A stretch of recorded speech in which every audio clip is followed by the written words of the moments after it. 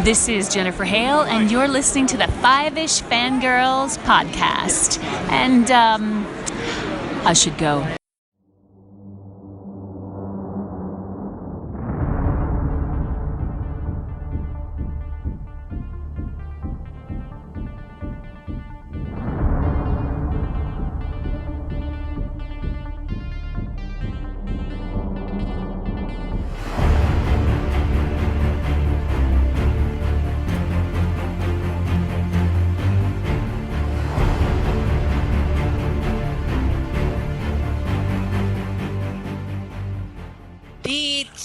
This week continue all the way to episode 311 of the Five-ish Fangirls podcast. Nothing good is born from lies, and greatness is not what you think. Welcome everyone to this week's episode of the Five-ish Fangirls podcast. So glad you could join us. Let's start off like we do every week with a virtual table and see who's joined us this week. I'm stumbling over my own stuffed nose. This is Brittany and Troy. This is Sally from Wisconsin. And this is Rachel in Indianapolis, Indiana. Hello, everyone. Hello. Hello. So I was saying before we started, Chrissy may be joining us depending on when childcare arrives. So as fun as it is sometimes to have Alex and or Lottie join us, probably don't want both. They'd probably talk over us. Mm-hmm. So, all right. Well, we have got a lot to talk about, but before we get into that, we are not alone this week. So we've got a couple of guests with us. First up, returning to the show. We did not scare him off. Not yet. We have DJ Nick from everywhere. Well, hey everybody, super happy to be back, and just really honored to be invited back a second time. Thanks so much for inviting me. Really appreciate it. You are welcome. And for the first and hopefully not the last, but this has been a long time coming appearance, we have got Charles from Next Stop Everywhere. Hi, everybody. Thanks so much for having me. Charles Skaggs here. And I appreciate you letting me get on the same podcast with Nick. Yeah. Because we don't talk enough to each other. Yeah. Yeah, when we get to the end and you guys go to plug yourselves, there's going to be a lot of overlap. Well, yeah. That's okay. We're pretty good at that. We're pretty good at kind of covering each other's stuff. Yeah. So yeah. We've got a method going at this point, yes. Yeah. We got it down. Yeah. But thank you again for inviting us. Oh, you're welcome. So, first up, we need to do the news. We don't have a lot of news, but unfortunately, our first piece of news is a bit of 10 o'clock news. This came over the wire in the last hour-ish or so. So this is really fresh 10 o'clock news. Yes. And, for those of us of a certain era, that would be me. Yes, this is kind of childhood, a loss for our childhood. But Dustin Diamond, who most everybody knows playing Screech from Saved by the Bell, College Years, all the Saved by the Bell stuff, has passed away at the age of 44 due to cancer. Which, as we always say, cancer sucks a lot. We've lost some, really good people to various forms of cancer, and of the, we ever decide to veer into retro TV series and not just retro movies, we'll have to do Saved by the Bell at some point. Yes. But of the Saved by the Bell cast, Dustin did not have the best go of it once the series was over. He definitely was a victim of the childhood teenage stardom pitfalls that sometimes come with that when you become a celebrity at a young age. but and I know there was some turmoil between him and his castmates, but they seem to have patched things up, at least to an amicable level, in the last few years, and several of them have been posting on social media since the news broke about it. So, but yeah, he's been ill with various ailments, I think, in the last few years. But yeah, they announced that he had been diagnosed with stage 4 cancer fairly recently, and he lost his battle with it. So, R.I.P. Screech.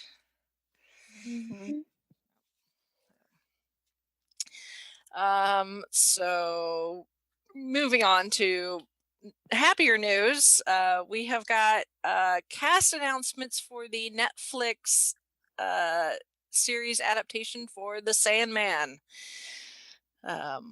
which obviously we've got the audio adaptation available through Audible, which that itself is an amazing cast. But there are a good number of recognizable folks that are going to be in this live action adaptation, including some Game of Thrones alumni. So we've got Tom Sturridge is going to be Dream, and then we've got Gwendolyn Christie. She's going to be playing Lucifer. And Charles Dance, who is also from Game of Thrones, will be in it as well. So this should be interesting. This is one of those, people have been trying to adapt the Sandman into something live action for a long, long time, and the fact that we're finally getting somewhere is making some people very, very excited. I know Nick was like, "Yay! Look at this cast list!" Yes. I am equally yay, by the way. Yeah. Yes. And to also add to the Sandman squee, Audible has said that they are going to be doing seasons 2 and 3 for their audio adventures.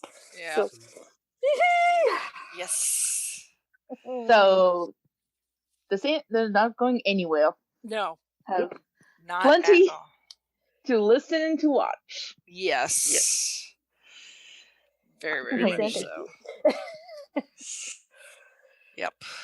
So there is that. So while we're waiting for this to finally get into proper production, go listen to the Audible stuff. So because I'm still not finished, but I'm loving what I've had listened to so far. Yeah. So all right.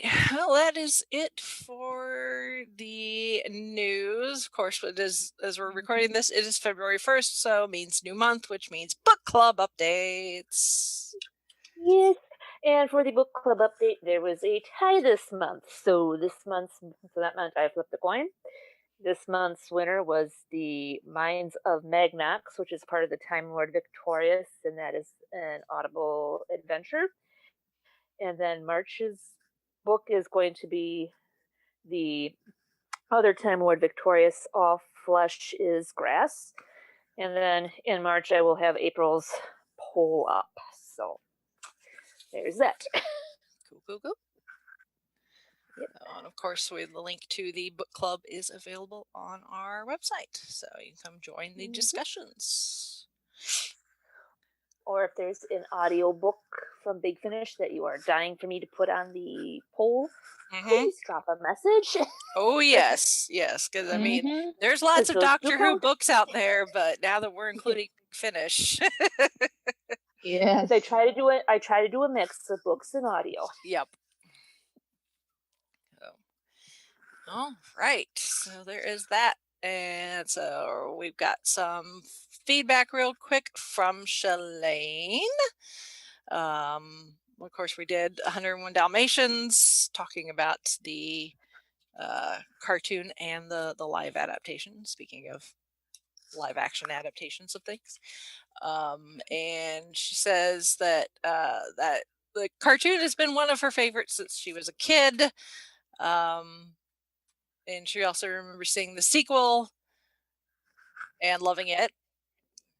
Good for you. Yes, there was a TV series. She has read the book, which cool, because I don't know anybody who's actually read the book that the movies are actually based on. So she says her favorite part in the cartoon is when the puppies are escaping with the cat and they're too busy watching TV and don't notice that they're escaping. It just shows how dumb Horace and Jasper are. Yeah. Mm-hmm. Very funny. Mhm. Yep. She also says Cruella is her second favorite female Disney villain after Maleficent. And then she also has given us another list of movies and TV shows celebrating their 25th anniversary this year that we may want to consider, including Twister, Matilda, the Leonardo DiCaprio Romeo and Juliet, Space Jam, and then TV shows like Hey Arnold and Sabrina the Teenage Witch. That was making me feel very old. Thank you, Shalane. Thank Yep. you. Yep. So we will get to we may wait to do Space Jam if and when the sequel ever comes out with LeBron James. I keep forgetting that's gonna be a thing until like I see something or someone reminds me. Yeah, like there was a hot minute where they had released like showing us what the new Toon Squad uniforms were gonna look like, and then there's like been nothing since. So it's like this is going to be a thing, maybe eventually. We shall see. But thank you, Shalane, for the feedback as always.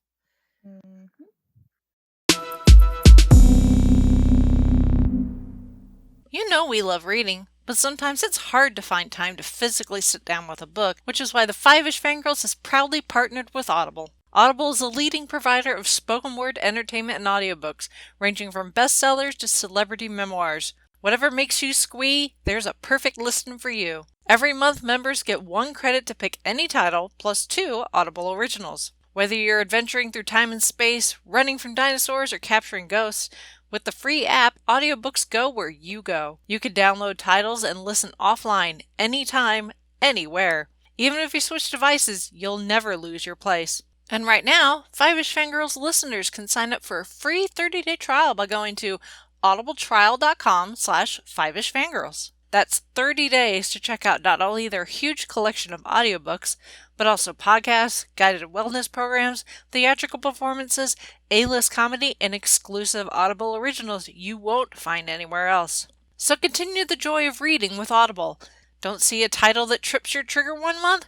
No problem. Your credit will roll over to the next month, and you can quit anytime and keep the books you've acquired forever. For more details and to sign up for your free 30-day trial, visit audibletrial.com/5ishfangirls. That's audibletrial.com/5ishfangirls. And now, back to the podcast.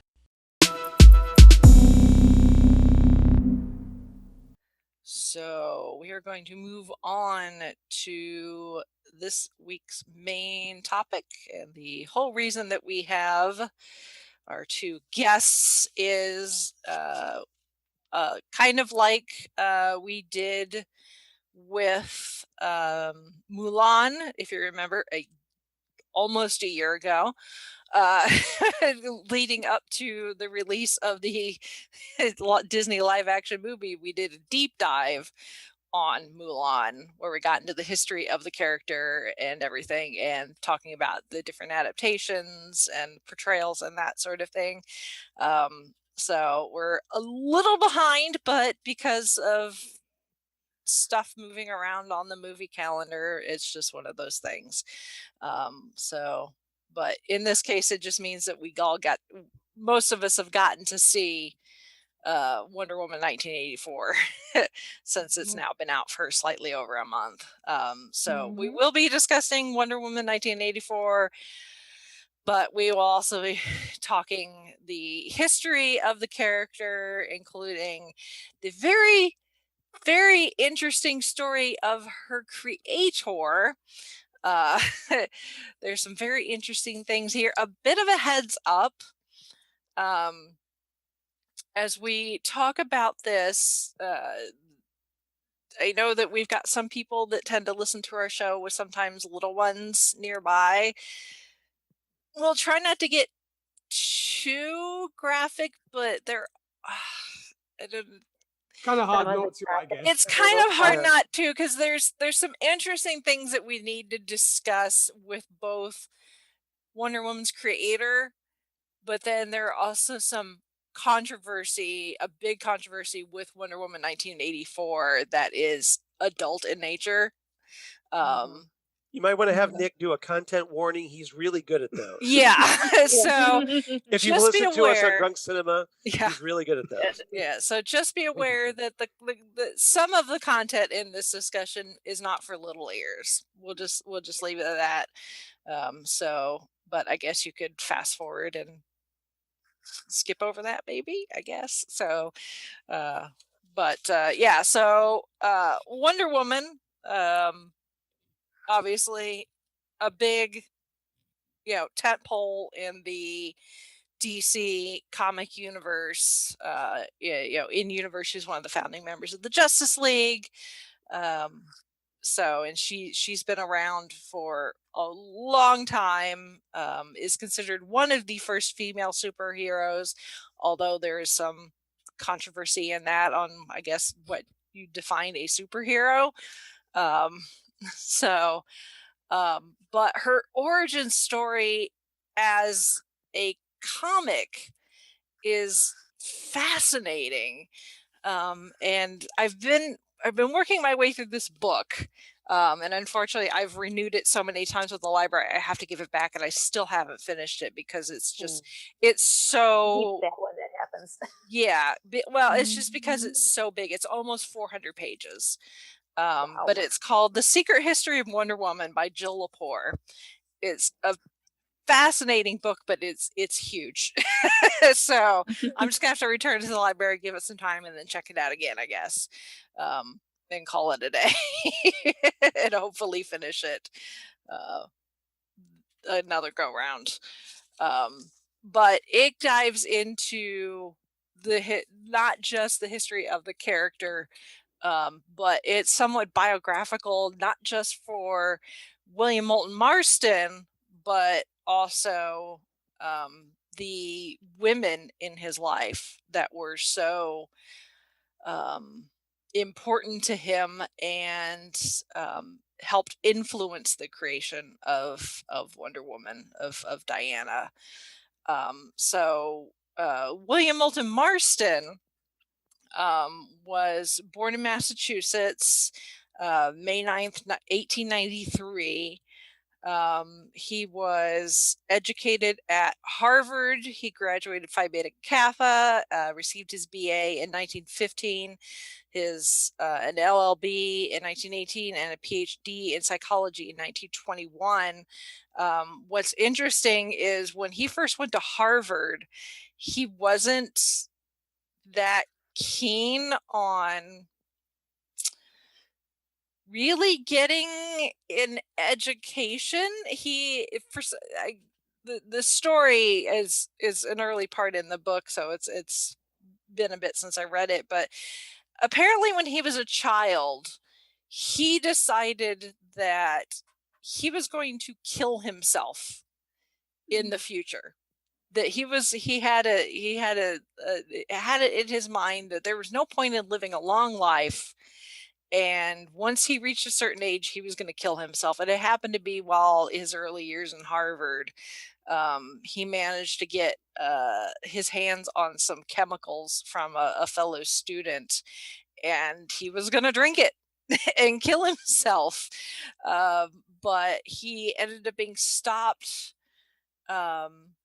because of these events that were going on in the early 1900s was the big start of the women's like suffragette movement, suffrage movement. And he was really fascinating. Psychology is not what it is now. Back then, psychology was considered more of a fringe science as opposed to just like actual medical science. But he was really, really interested in the human mind and why people do things they do. And he went to a talk. There was a woman who was giving a talk on, I forget what the subject is, but because she was a woman, the people at Harvard would not let her speak actually on campus, so she had to go off campus. And he happened to go to that talk, and he realized that there's way more that he could do, and was like, okay, I'm not going to kill myself, which is good because we would have been pretty bad off if he had been successful. But he started out really, really, I don't want to say successful, but he was doing things in the field that nobody else was doing. So he was pioneering, even if he wasn't very successful at it. And he dabbled in a lot of things, and I think that's part of why he was never like uber successful in one single thing until Wonder Woman's creation. Is he just couldn't seem to, if he couldn't succeed in something, he just moved on to something else. So he did things like he wrote movie scripts and then wrote books on how to write movie scripts and how to create movies for people in Hollywood. He even went to Hollywood at one point as a kind of a well, his official title was Director of Public Services. He worked for Universal Studios in the late 20s for a while. And he taught at various universities all over the country. But he kept stepping on people's toes, and people would be like, he's really smart. He really, he's really passionate about his work. He is doing things that nobody else is doing, but he would just make these decisions that got him in hot water. And then people would be like, yeah, you're not coming back to teach her anymore. until eventually he kind of got blackballed, and couldn't teach pretty much anywhere. So he struggled a good chunk of his life, for getting a actual career. But he was successful in some things. He part of his research is led him to developing a early version of what we would call a lie detector now. So his only covered or measured blood pressure, because his wife Elizabeth mentioned to him, because she was super short too. She was a lawyer, and she helped him with his research and stuff. And she noted to him at one point, when we have a fight and I get mad, I can feel my blood pressure rise. So he was like, ooh, I can use that. And so he developed what we would consider a lie detector test. But then not long after he developed his, somebody else developed one that did multiple measurements, not just blood pressure. And that's the one that ended up going and is being used even now by like the FBI and police departments and stuff like that. So his wife was interesting too, Elizabeth. Although most people knew her as Sadie, she is also an East Coaster, from raised in Boston. She went to Mount Holyoke College and got her BA in psychology from there, and then her LLB from the Boston University School of Law in 1918, because at the time there were like 2 or 3 universities that allowed women. Most of the big ones did not allow women students at the time. But when they married in 1915, and she lectured herself on things like law and ethics and psychology at several universities. She served as an editor for Encyclopedia Britannica. She co-wrote a textbook on integrative psychology. Um, and she eventually became assistant to the chief executive of Metropolitan Life Insurance. So yeah, you got a couple of brainiacs there. Well, and then some. Yeah, and then some. Yeah, yeah. And but the the kind of main other person that we need to focus on is a woman named Mary Olive Byrne, who most people, she went by Olive instead of Mary. She herself didn't quite have the illustrious education that the Marstons did. She was born to an Irish American family, born in 1904. Her Aunt Margaret was actually the person who delivered her. And when she was 2 years old, when Olive was 2 years old, her mother Ethel left behind her and her brother, who was 3 at the time, to their paternal grandparents, to protect them from their father, who was an alcoholic and very abusive. So she and her brother were raised by their grandparents, her and her brother's grandparents, until they died in 1914, where she was sent off to a Catholic orphanage. In 1917, her Aunt Margaret came to visit and told her of her mother and the things that they were doing, because both Ethel Byrne, Olive's mother, and Margaret Sanger, Olive's aunt, were very, very heavy into the feminist women's suffrage movement. And especially Margaret was big into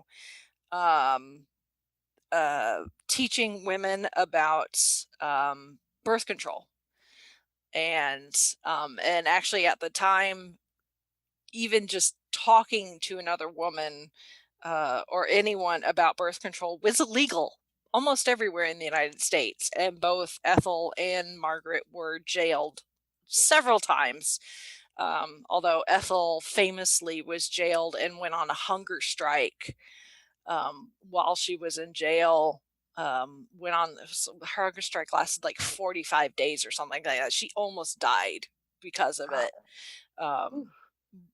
Because she had been arrested for passing out literature about birth control to women in neighborhoods where women were having 8, 10, 12 children, and they're lucky if half of them survive infancy, and they survive all the pregnancies and childbirth.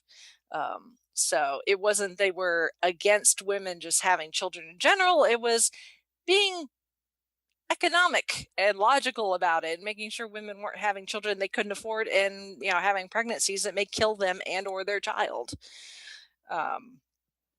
So when Margaret came to visit Olive at the orphanage, that's when she was telling, that's the same time that Ethel was doing her when she was in jail, having her her hunger strike, and she was explaining to her what she and her mother were doing. And so she learned, a bit more about her heritage. When she was 16, she occasionally started living with her mother, and therefore got to know more of their work, including some of their books and their pamphlets that they had written. And so by the time she went to college, Olive went to Tufts University. She was part of a sorority fraternity. She hung out with, she had, friends and that sort of thing. But she was she was kind of avant-garde. She tended to wear more androgynous clothing and cut her hair very short, which was kind of in style, but it was a bit more masculine cut than kind of the short style that we would think of for like in the 20s. But she ended up becoming, because Mr. Marston, Professor Marston, ended up teaching at Tufts, and she was in his one of his psychology classes, and she ended up becoming his research assistant, and um, them working together, she would take him to her sorority, and they would conduct experiments on the sorority sisters, because they would do things like you're like we hear now with like hazing and stuff with sororities and fraternities. That was even a thing then, but apparently with her sorority, one of their kind of like hazing initiation things was what they called baby parties, where the pledges had to dress up as giant babies and follow the instructions given to them by the, it's called infantilism. Yes, yeah. So they would have to wear diapers and use bottles and that sort of thing. So, it's a thing. It's yes, a fetish. it is a thing, and it actually ends up in a Wonder Woman comic at one point. So, along with a lot of other things. Yeah. Yes, yeah. There's a lot of things from Marston's experiences at various universities that end up in the comics, including that. But she graduated undergrad and was going to enter a doctoral program, and try to get her PhD in psychology. But that ended up going by the wayside, because she ended up moving in with the Marstons, and they became a threesome. Is the best way to put it. It was Alrighty then. Yeah, it was she and Marston developed a relationship, and Marston's wife Sadie, it was polygamy. Yeah. She was like cool with it. She's like, whatever. Of course, this being the 1920s, they had to keep it on the DL. Not everyone could know about it. There was one other woman that would come and go, but she wasn't consistent enough that we really need to talk about her, but I believe she knew. But they got exposed at one point. Yeah. Because apparently like a neighbor came over. Yeah. And caught him having sex. Yeah. They were very free. Just the Marstons in general were very free sexually. They would have parties with people coming over, and I'm guessing some, spouse swapping probably occurred. They were all it was all in the name of one, just liberation, sexual liberation and sexual freedom. But I think part of it was also Marston just found it scientifically interesting too, from a psychological side of it. So between the two women, between Olive and Elizabeth, they had 4 kids. Olive had two boys, Byrne and Don, with 2 N's. And then Elizabeth and Marston had 2 children together, a son, Moulton, who they called Pete, and a daughter they called Olive Ann. And in 1928, Olive married, I'm doing air quotes, you can't see, but married, because obviously they legally couldn't because he was already legally married to Elizabeth, but she married the two of them. But instead of wearing a ring, she ended up wearing these wide band bracelets on each arm, which that may sound familiar. Yeah. And apparently they actually invented a husband for Olive, who Yes. apparently died. Yeah. But, because they're kind of like, I believe they wrote up letters and whatever in order to cover all that up, which was Yeah, really like when the interesting. census came, the census happened at one point. They told the census takers that Olive was Elizabeth's sister-in-law who'd been widowed. They told William Marston's mother that Olive was their housekeeper who had been widowed. Um, so and so Olive ended up becoming the kind of at-home wife, raising the children. And Elizabeth was the one that became the breadwinner because William struggled so much to keep a job long term, but she was so successful in everything she did that she would be the breadwinner, and she made enough for to take care of all of them and all four children. Um, so but yeah, they had developed a story about she had a husband named William Richard who died shortly after her second child was born. And actually, so that her kids would have legal rights, as far as like a will and inheritance, that sort of thing, they were actually legally adopted by Elizabeth and William. So but yeah, yeah, it was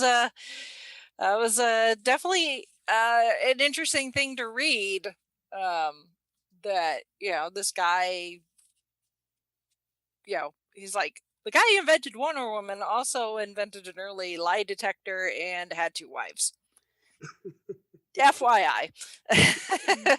And Rachel, I don't know, I'm sure you probably have it in your notes, but I would also suggest, to the listeners out there, if they want to find out more about this, definitely check out the 2017 film Professor Marsden and the Wonder Women. It Yes. really is, gives that, I mean, they take a lot of liberties in that, but it really gives you the idea of what was going on in the Marsden household at the time. Yeah.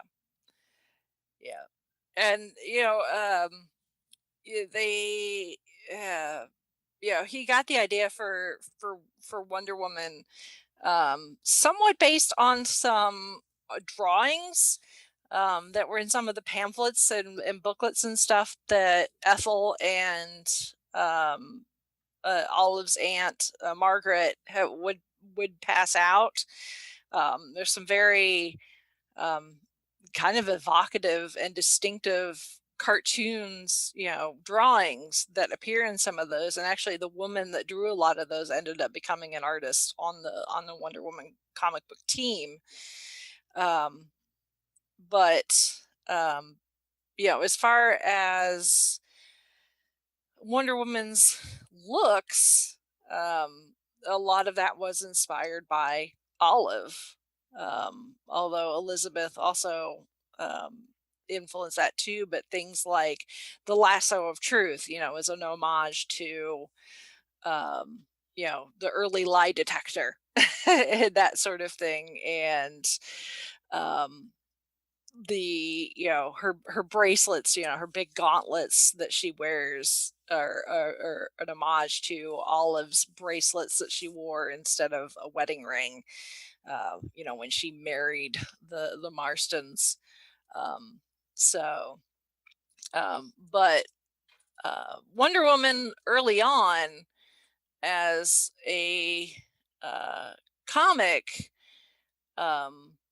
was she first appeared in 1941 in All Star Comics number 8, which is considered the golden age of comic books. And then she got her own series in the summer of 1942,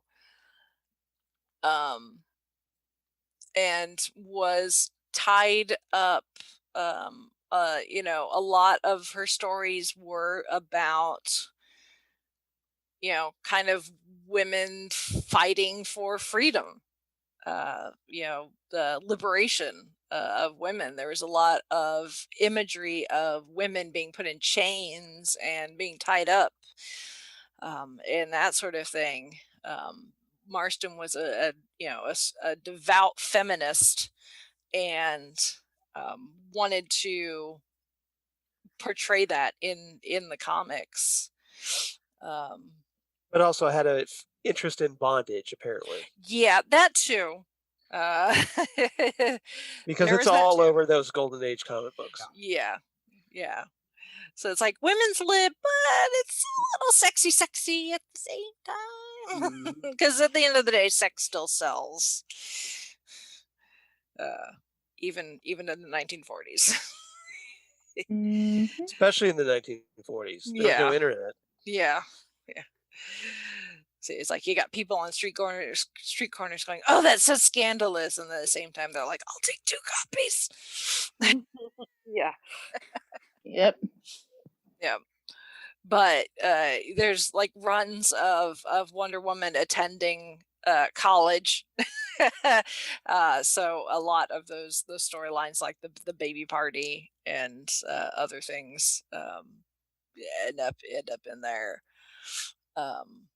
And then Marston died actually in 1947, so he wasn't around very long to see what Wonder Woman would become later, unfortunately.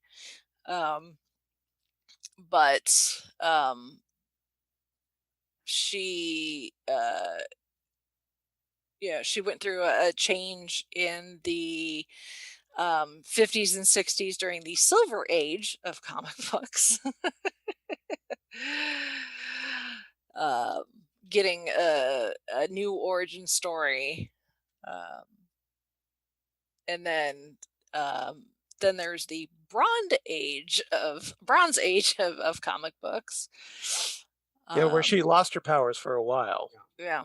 And fans were so upset about that. Apparently, I believe even Gloria Steinem was so upset about that because obviously they had made Wonder Woman had graced the cover of Miss Magazine and everything else. And I know the feminists were so upset when they basically took away Wonder Woman's powers. That was a huge thing in the comics.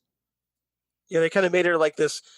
It was more like an homage to the Avengers, Emma Peel.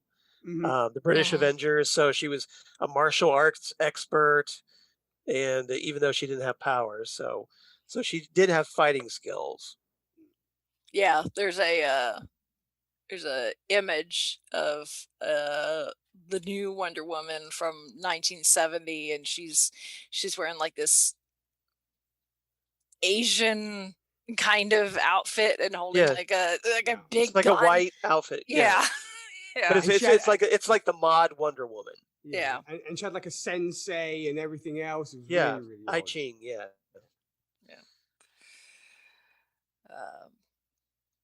So yeah, as with most comic book characters, they go through changes as they go on, as the writers and the artists change and styles change, and as the consumer base's tastes change. A lot of times it's also a reflection of what's happening socially at the time. So the 1940s, we're coming off of World War II, that sort of thing. But then when you start getting to the end of the Silver Era and into the Bronze Age, we're getting into the 60s and the Cold War, the assassination of JFK and things like that. And then, we get into, the Vietnam War and things like that. So it's, the comics are really good way to like look and see kind of what was happening in the world at that time without it being like a history book, like a straight up history book, which I always find interesting. And that's still reflective now, even with Wonder Woman's adaptations now, which we will get to. But of course, as we get into the the later time period, we would be remiss if we did not talk about the Wonder Woman TV series with Linda From the 70s. Carter. Yeah. Yes. That was one of my first exposures to Wonder Woman. Same That here, and yeah. Super Friends. Yeah. Seriously, that's where I got. Same here. Yeah. That's what Yeah. introduced me to DC Comics was Super Friends. Yeah. I'll say, Including- I think my first, probably one of my first introductions to Marvel is with X-Men cartoon series from the 90s. So that makes sense. Makes sense. Mm-hmm. Yeah. So Wonder Woman, or the New Adventures of Wonder Woman, starred Linda Carter as Wonder Woman, aka Diana Prince, and Lyle Wagner as Steve Trevor Sr. and Jr. Yeah, because they basically moved it from the 1940s World War II period in season 1 to the 1970s. Yep. For the last 2 seasons. Yeah. And then they made Steve Trevor his own son. Yes. It's really weird. Yeah. Not weird at all. No. Mm. Well, kind of like a certain sequel, which was pretty weird, but we will get into that. Yeah. With no explanation of who the mother was, right? Yep. Yeah.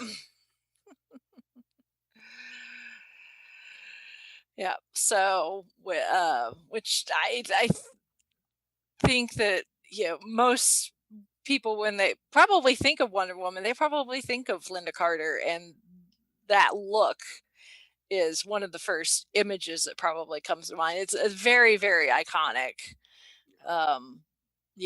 With her, her shorts with the blue kind of high waisted with the stars all over them, and then the kind of bustier top and her tall boots, and how she would when it was set in the 40s, she'd be in her military uniform, and then she'd spin really fast to change into Wonder Woman. Yeah, before twerking, we had twirling. Yeah. Yes.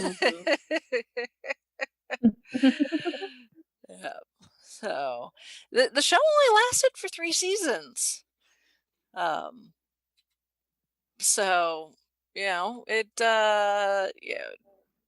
the superhero thing is not like it is now, where people now almost complain of superhero fatigue.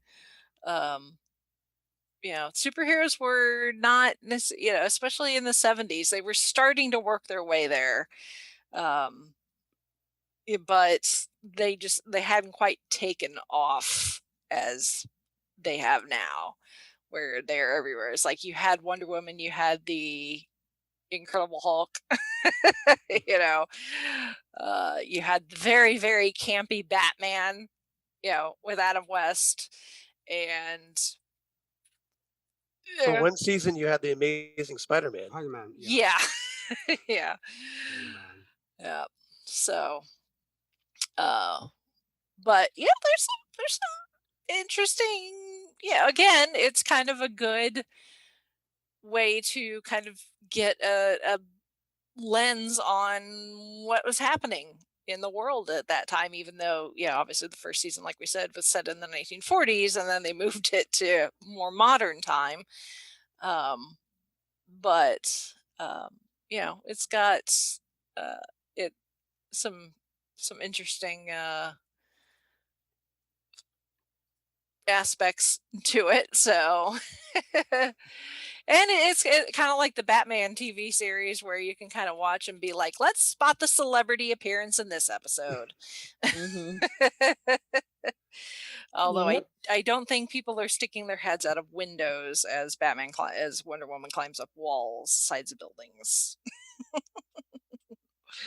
But there are lots of notable guest stars in the Wonder Woman series, even for its short run. So, yeah. So yeah, we got the Wonder Woman TV series, and she's still going in the comics. She got rebooted in '87 after Crisis on Infinite Earths. One of my favorite eras with George Perez. Yeah. Fantastic writer and artist. Brilliant stuff. Yes.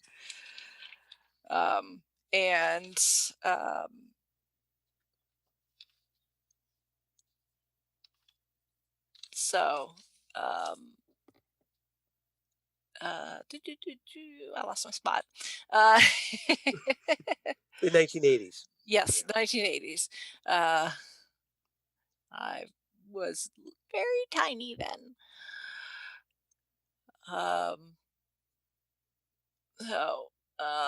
And then she gets launched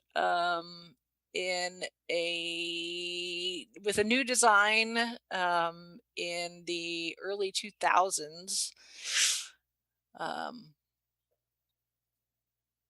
You're talking the J. Michael Straczynski era? No, this was the Alan Heinberg.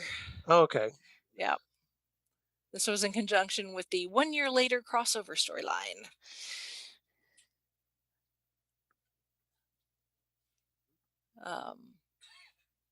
That was, Heinberg's first 5 issues. Heinberg went on to, write the script for the first Wonder Woman movie, by the way. But his first 5 issues had Donna Troy as Wonder Woman. Yes. Until Diana came back in the role. Yeah. And then they had a solid Gail Simone run. Oh man, that was amazing. That was good. Yeah, it's a blessing and a curse that I have not read a lot of comic books in general. So, that's a rabbit hole that I could get lost in really, really easily. But at the same time, I feel like I'm missing out. Rachel, I might have to send you the compendium that they did for Wonder Woman for, I believe, her 75th anniversary. I might have to send you that, so you basically get caught. It's like should we say, a fast track. Oh, okay. Like the highlights of the Wonder Woman stories in the various eras. They did a few of them for the various DC characters, and they did one for Wonder Woman as well. So I would strongly suggest you pick that up if you want to, go down the rabbit hole, but not be there, reading every single issue, because those are really, really great. If you want to, explore that side of it. Yeah. Good to know. Yeah, because that's always my thing with comic books is like, where do I start? It's like, I'm coming into this 75 years too late. You start anywhere. Yeah. And then you fill in the gaps, just like Doctor Who. Yeah, there is a jumping on. The great thing about comics is they do provide jumping on points for new readers and what have you, which is always great. I mean, don't do the crazy thing that I did, where I literally started in the 1930s and worked my way up. Don't do that, because you won't have a social life. Yeah. I was gonna say that sounds insane. Yeah. I did it, and I'm still here. But like I said, during the way, you had to kind of apologize to girlfriends, friends, etc., why you weren't available. I mean, that's what I did with Doctor Who, but I didn't have to go all the way that far back. I only had to go back to 1963, but even then,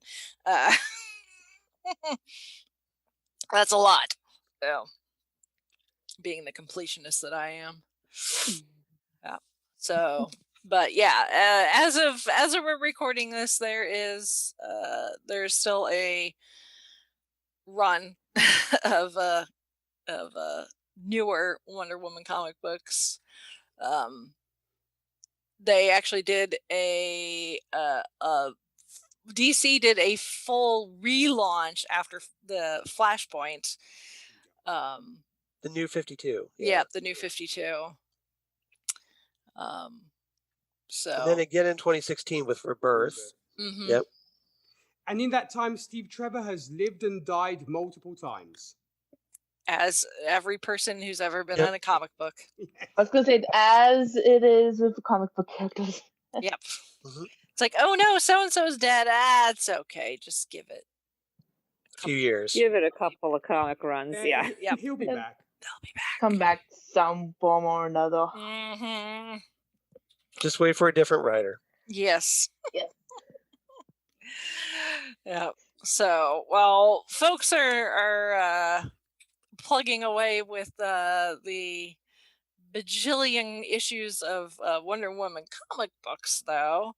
Um, the Wonder Woman that most people, I think, know and hopefully enjoy nowadays is the portrayal of Wonder Woman / Diana by Gal Gadot, who made her first appearance in not her own standalone movie, um, but in Batman versus Superman, right? The one I Yes. refuse to watch. Yeah, you could just skip to the end because that's the best part. when Yeah, Wonder I've Woman shows watched. up. I've watched her first appearance in that, and that's it. Yeah, it's the Yeah. only good part in the movie as far Yeah. as I'm concerned. Yeah, When yeah, Wonder Gal, Woman shows up. yeah, Gal Yes. Gadot appears in. That's where she made her debut as Wonder Woman. Yeah. Yeah. So, which is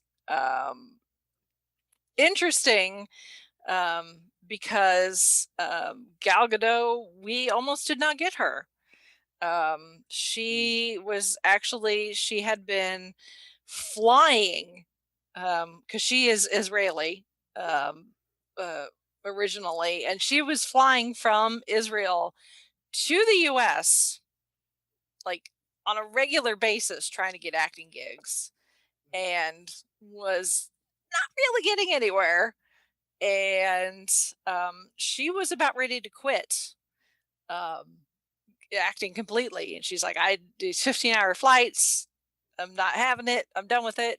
I'm just going to go back to Israel. And I don't know what she was going to do. Become an accountant. I don't know. she currently at the time she had a very successful modeling career. Yeah, And yeah. obviously, She had she was one of been. the top models from Israel at the time. Yeah. Yeah, she'd been in beauty pageants. She'd become Miss Israel and actually went on to compete in the Miss Universe pageant. Although she got cut after the first round, but still she went. Although she claims that she threw it.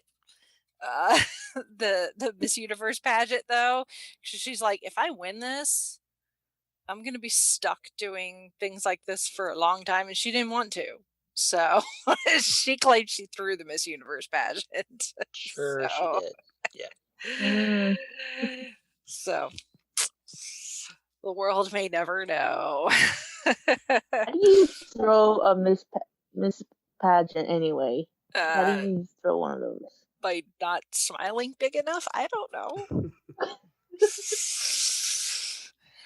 I have no idea. That's just the story she told on some late night talk show that I can't remember who I watched the clip from, like Jimmy Kimmel or something like that. So I'll have to find it. I'll put a link to it in the show notes. But yeah, so she was going to quit, and her agent, whoever, let her know she'd been invited for a screen test, but she did not know what it was for. And she's like, okay, whatever. One last go, one last hurrah. I'll do it. So she did the screen test. The dialogue was just it didn't indicate what it was. So she had no idea. So she left, went home to Israel, got a call saying, we want you to come back. We really like you. And then she had been told that she was on the short list to play Wonder Woman. And she was like, really? Well, okay, I guess I'm not giving up acting. So that's what she did. Yeah, because also up to that point, she'd pretty much been playing, shall we say, the eye candy in films, because Fast and Furious folks will remember from those. So that was mainly the roles she would get at the time. So. Yeah. Which there are some women that I'm sure perfectly happy playing that type of role, but that's not what she wanted, and good for us. Although she is a very, very good-looking woman. I will. I can't deny she is one good-looking woman. So Yeah. So she got cast as Wonder Woman, made her screen debut, Batman versus Superman, and then in 2017, she got to make her Wonder Woman got to make a modern big screen debut in her own movie, directed by Patty Jenkins. The screenplay written by Alan Heinberg. And we get Gal Gadot as Diana, aka Wonder Woman, Chris Pine as Steve Trevor, Connie Nielsen as Hippolyta, Robin Wright as Antiope, and Danny Houston as Ludendorff, and David Thewlis as Sir Patrick / Ares, which was the plot twist I so saw coming at the beginning of the movie. Yep. Raise your hand if you saw that plot twist coming. And I would also add the amazing Elena Anaya as Dr. Poison. Yes. Yep. Yeah. So this is our Wonder Woman origin story, essentially. We get introduced to the island of Themyscira, and the Amazons, and Steve Trevor crashes there accidentally. Diana learns that there is a war going on. She's convinced that Ares is behind it, and if Ares is destroyed because he is Mars, aka the god of war, that the war will end and people will stop killing each other. And it's kind of this origin story / fish out of water, for lack of a better term, because all she's known is living on this island with women. She knows nothing of men really, or at that time the modern world, the mid 1910s, and so she has to go and get acclimated to the real world, quote unquote real world, while at the same time going on this mission that she feels she's been called to do, with killing this god, essentially, and having to learn that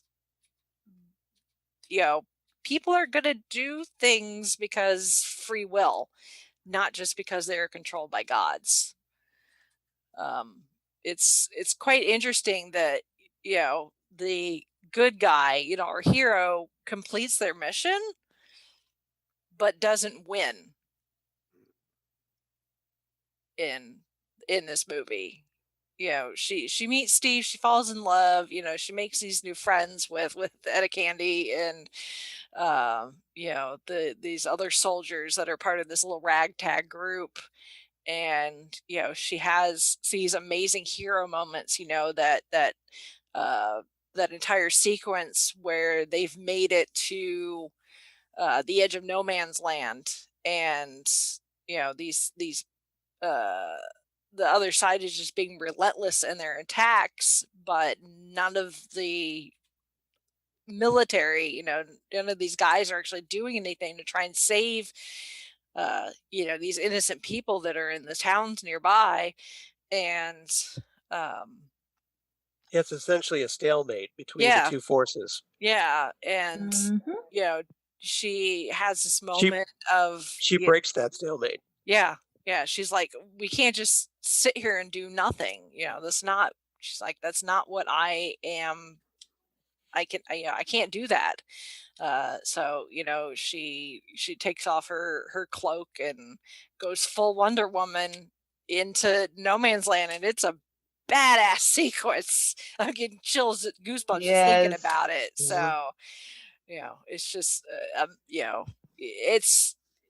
it's just one of those where she's having she's seeing the destruction right there in front of her, and taking that Gatling gun fire, with using only her shield, to defend herself. Yeah, no surprise. Warner Brothers constantly uses that footage whenever they have to talk about their superheroes because it is so epic. I mean, among the DCEU films that have come out, Wonder Woman kind of behind her shield, protecting herself from that barrage of bullets, is so epic. It's iconic. Yeah. Yes, very. Yeah. Yeah, and it's shot beautifully. Oh yes, it's absolutely shot beautifully. Like they could have easily, yeah. God love Patty Jenkins for, taking this on and recognizing that.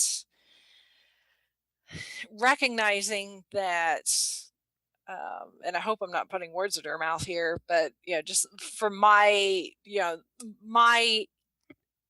absorption of it and seeing it, like in my mind, if this had been shot by a guy, the sequence probably would have still looked amazing, but she would have been, not just in that sequence, but the entire movie, that Diana could have been treated more like a piece of meat for the male viewers' enjoyment.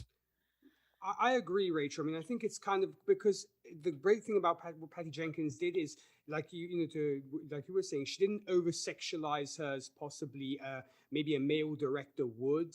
Yeah, I think she gives her. I think Patty gave her the right dose of being an incredibly attractive woman, but at the same time being such a stalwart warrior at the same time, without it ever sort of pandering to either of the two sides, if you will. So I think it was because you get that very sort of strong feminist message, but they're not hitting you over the head with the feminism.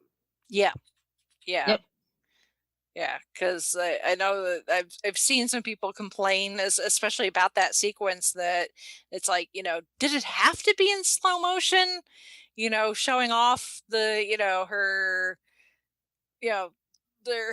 her hips, kind of, moving as she walks, and when she is doing that kneeling and protecting herself with her shield, her rippling muscles and stuff. It's like, did you really need to do that in slow motion and really show that off? And Patty Jenkins is like, well, yeah, because that's Gal Gadot. That's what she actually looks like. She actually is ripped.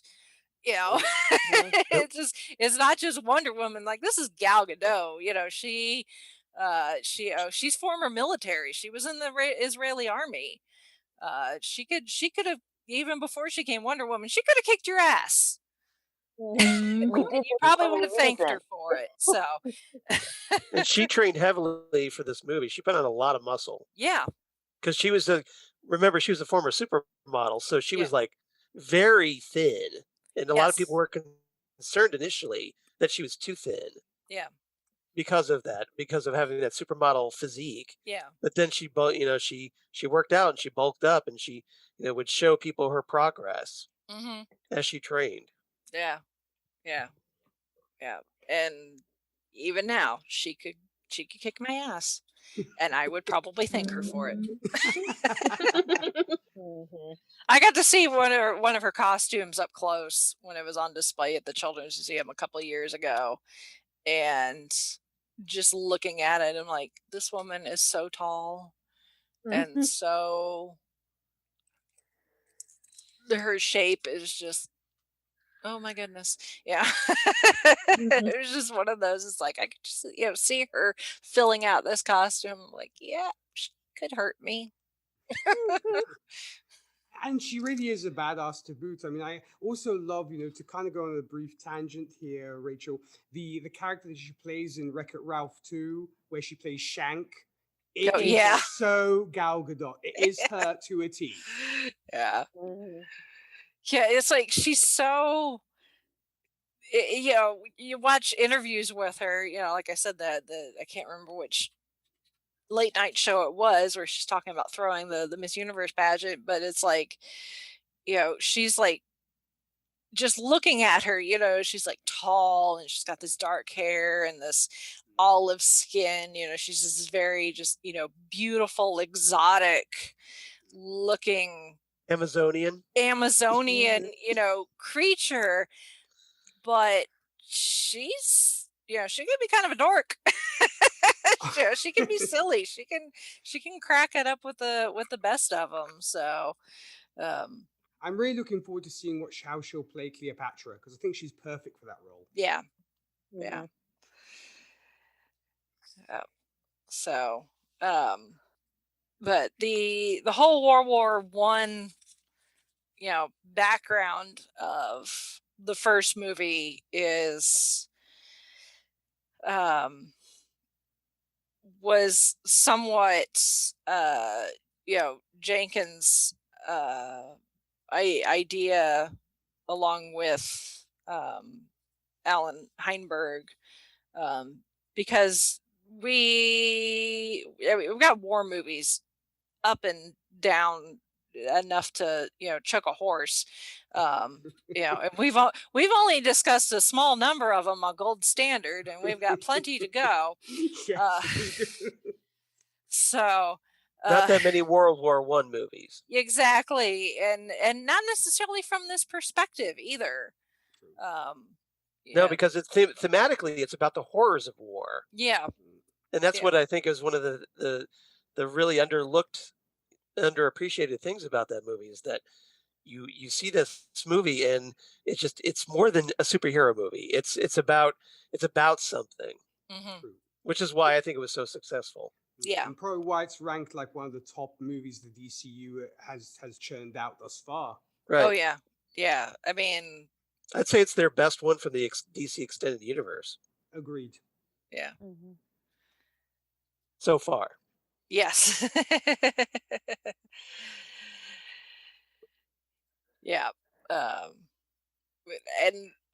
my own personal, I went to go see it in the movie theaters. Oh, I remember going to see movies in movie theaters. I remember going to see in movie theaters, and I'm like, this movie is like, it was so good. It was like so exciting to see, a female, a feature film focused on a female superhero. It's directed by a woman. And at that point in the DC universe, I'm like, it's got color. Look, there's colors besides black and gray. Yeah, you DC movie. Because Zack at Snyder that point, wasn't the DC involved. universe, it felt like it was all in black and white. Yep, it felt like a film noir. Zack Snyder loves that. Oh my god, too much. Can we also say that she probably has the best theme so far? Oh yes, that Hans Zimmer score. That Hans Zimmer score with the electric cello is just fantastic. Yeah, it's so good. Oh, I'm getting goosebumps just thinking about it. Woohoo! Oh, for as long as it took for us to finally get a good Wonder Woman movie, I'm glad that it did, because that film had been off and on production or in different forms of development since the mid 90s. Actually, Ivan Reitman of Ghostbusters had actually been hired to write and direct it. Oh crikey! In 1996. And for whatever reason, it didn't happen. And Joss Whedon, and almost had his crack at it. 2001, Todd Alcott had been approached to write the script. He was replaced in 2003 with Latia Kalogridis, I guess. Oh, Leda Kalogridis. Yes, yeah. Yeah, who's a horrible writer, I might add. Oh. If you've ever seen, she's a horrible writer of screenplays. Oof. We dodged the bullet there. We did. Yeah, and then in 2005, Joss Whedon was hired to write and direct. But then he left in 2007 due to creative differences. 2014, Michelle McLaren was brought on as director. She dropped out in 2015 due to creative differences. So, my goodness. Yeah, so this movie's been in development hell for quite a while. But glad we got the movie that we did when we did. And then we see Diana again in Justice League. Less said about that movie, the better. Yeah. Have they released the Snyder Cut yet? Unfortunately, it's coming out in March. Okay. I did with Justice League like I did with Batman versus Superman. I'm like, where's Wonder Woman? Where's Wonder Woman? Fast forward, fast forward, fast forward. Fast There forward, she is. yes. She does get some of the better scenes in that film. In a rather mediocre film, she gets some of the better scenes. Yeah. And we got to see Themyscira again. Yeah, which is always nice. Yeah, which is nice. Yeah. I mean, I am kind of interested to see how the Snyder Cut differs from what we did end up getting, but that's just general. It's Batman versus Superman 2. Yeah. Probably. Yeah. For me, it's kind of like, it's kind of like a car wreck, It's like, I just kind of want to see the carnage. Yeah, because I don't think it's going to become, Endgame or Infinity War overnight. I really don't. No. I mean, it's unfortunate what happened, that, Snyder was not able to be there to complete the movie. And I'm not going to hold that against him. Family comes first, no matter what you're doing. But when things happen behind the scenes, as we have seen and will see, with film, especially film, but even TV shows, as I'm getting ready to talk Trial of a Time Lord. Yes, you are. Outside, behind the scenes influence can have an effect on what the end product ends up looking like. It's very true, Rachel. But I mean, as I said, I don't see how you can make that movie, say from a 2-star rating to a 5-star rating. Yeah. I don't see that. And one of the great things also about that movie is the rendition of Everybody Knows of Leonard Cohen's, which it's a song that I absolutely love. And the way they redid it, that's one of my great memories of Justice League, is that it opens with Everybody Knows. Other than that, the Flash skating, not so much. He's become a figure skater. No. Speed skater, yeah. Yeah. Terrible. So now moving on to finally, after being moved, and not just because of COVID, but because of the studio's trying to figure out when would be the best time to release the sequel. And at first it was going to be released near the last Star Wars movie, and they're like, oh, we're not going to compete with Star Wars. So we're like, okay, we're going to move it to a different weekend. And they were like, the new James Bond is supposed to be out. And they're like, well, we don't want to compete with James Bond either. So they're like, well, the last movie was released in, the first Wonder Woman was released in this summer. So let's do another summer release. That'll be great. And then COVID happened and movie theaters shut down. And the studios are like, well, now we don't know when this is going to be released. So it got pushed and it got pushed and it got pushed. And then they're like, nah, DC was just all like, now we're just going to release everything on HBO Max. And people are like, what? And that caused some directors and producers to get very, very pissed off, because they're like, that's not what I signed up for. I signed up for a theatrical release. And so DC and HBO were like, just kidding. Wonder Woman, she's going to be released on HBO Max and in theaters on the same day. So you can take your pick. You can take your pick. If you have a choice, or if you live someplace where you don't have a choice, then there you go. And then everybody decided, well, hey, let's just watch it on HBO Max instead of going to the theater and possibly risk getting COVID. Yeah. Unless you're me, and in that case, you don't have HBO Max, and I did not want to pay for it, and I could go see Wonder Woman for half of the price of 1 month of HBO Max, because I was out in small town USA visiting my in-laws for the holidays. So their movie theaters don't charge an arm and a leg, like some of the larger places do, where they can do that because supply and demand. And there was literally 2 other people in the theater with me. Yes, you literally had the theater to yourself. I almost had it to myself. I went and sat down.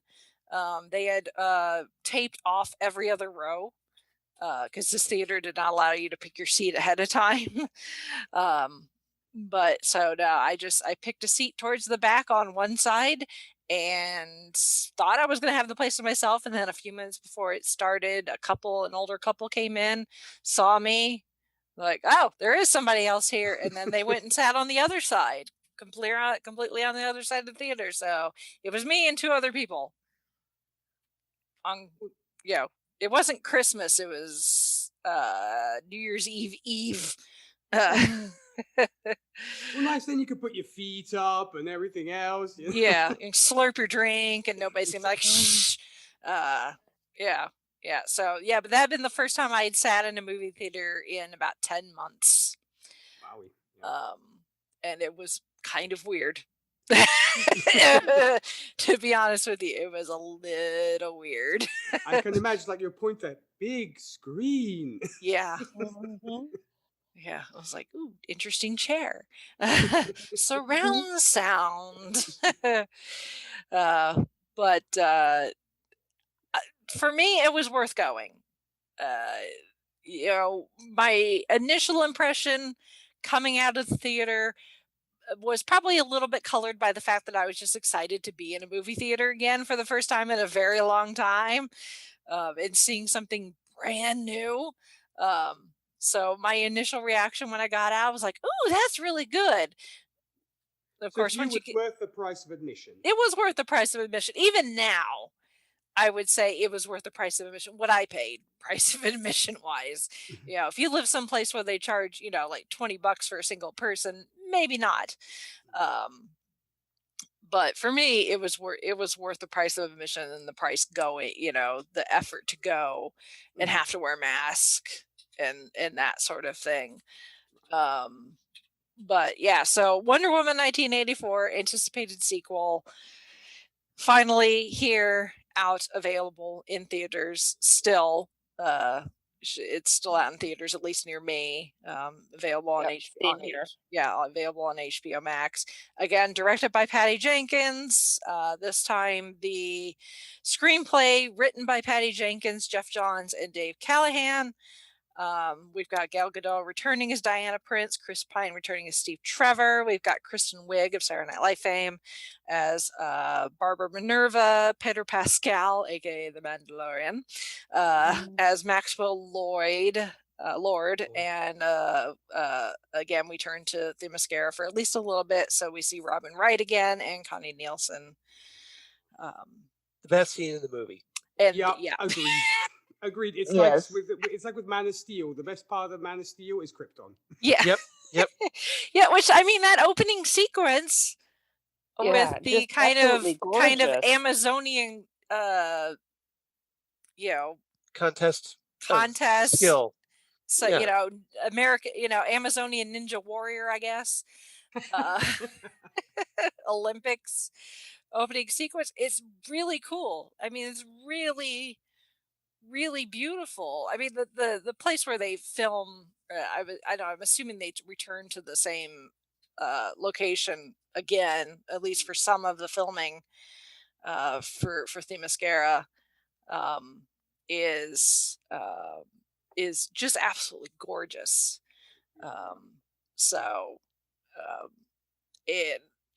I'm like, can I go on vacation there? It makes you want to hop a plane and go to Greece. Yes, because those little Greek islands are just gorgeous. Yeah, a little bit. It is just cool to watch, and gold star to Lily Aspel, who plays young Diana. She did all of her own stunts. Wow. She's 12. She's 12. She's 12. Yeah, to quote myself from Gold Standard, she's 12, but in this case, that's a good thing. It's not a frustrated 12. It's like, oh my God, she's 12. Because she actually did it better than her own stunt double. Yeah. Wow.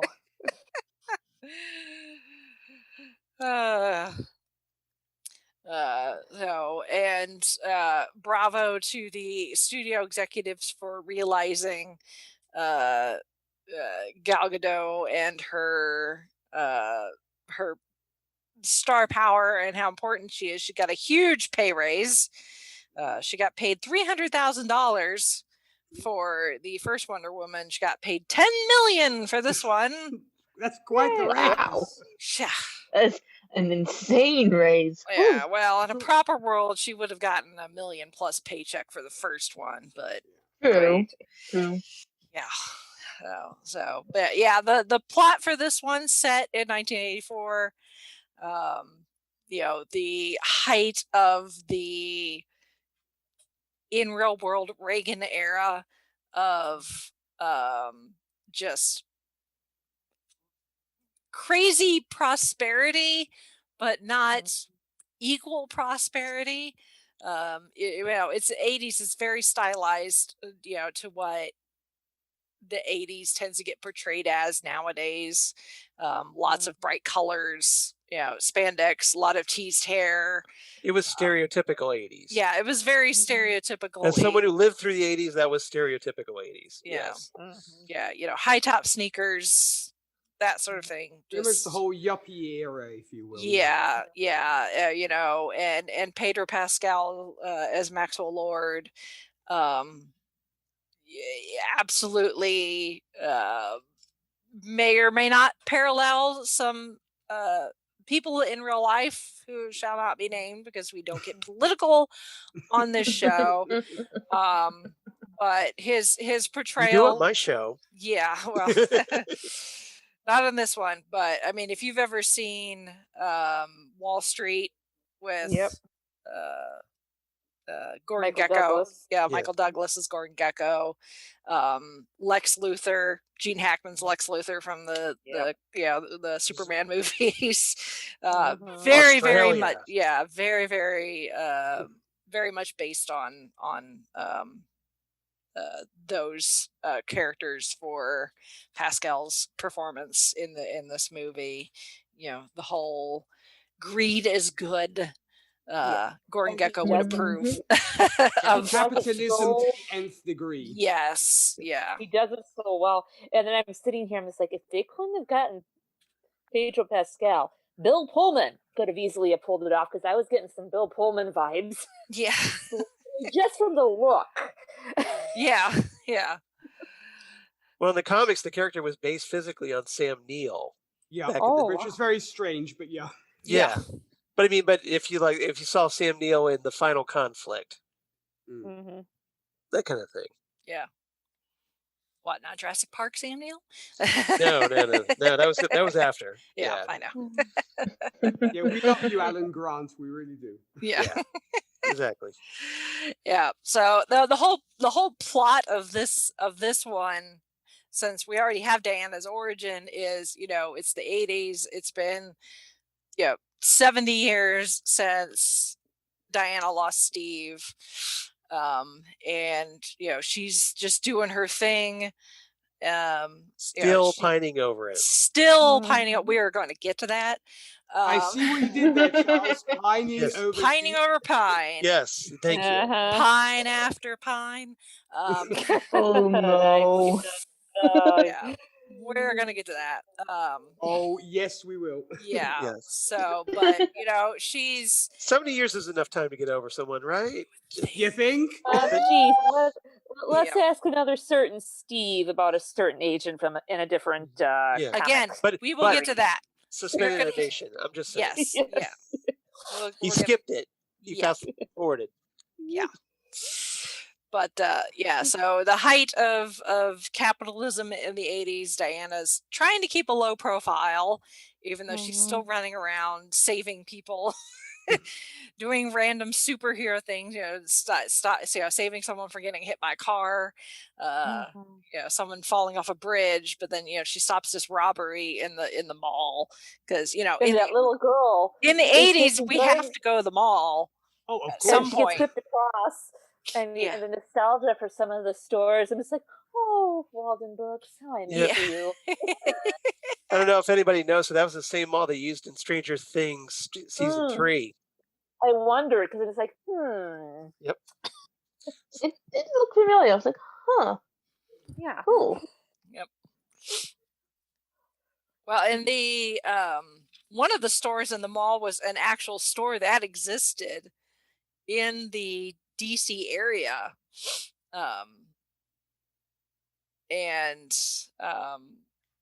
When the kids are shoplifting the sunglasses, the store is called Commander Salamander. That was a real store in Georgetown. Wow. They specialize in new wave and punk attire, and was very popular until it closed in 2010. So if you were, somebody who lived in Georgetown, in that time period, you're like, I know that store. But yeah, there's this stone, the Dreams Stone, made out of citrine quartz, which they have a nice laugh over because it's like, why is it made of like diamonds or something? Like nothing important's made out of citrine.